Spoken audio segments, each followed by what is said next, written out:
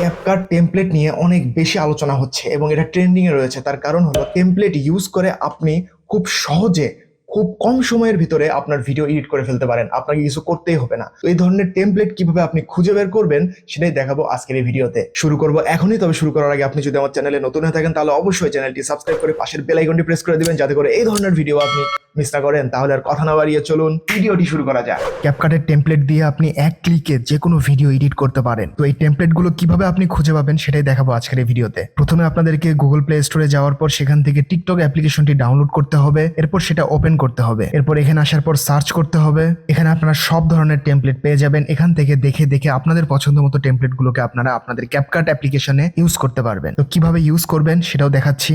এখানে আসার পর ক্যাপকাট ট্রাই দিস টেমপ্লেট এখানে ক্লিক করবেন। এখানে আসার পর ইউজ টেমপ্লেট ইন ক্যাপকাট এখানে ক্লিক করবেন। এরপর ইউজ টেমপ্লেট এই অপশনে ক্লিক করলেই আপনাদের টেমপ্লেটটি চলে যাবে আপনাদের ক্যাপকাট অ্যাপ্লিকেশনে। আপনারা আরো এক জায়গায় এই ক্যাপকাট টেমপ্লেট গুলো পাবেন, সেটা হলো যে গুগলে আসবেন, এখানে আসার পর সার্চ করবেন ক্যাপকাট টেমপ্লেট।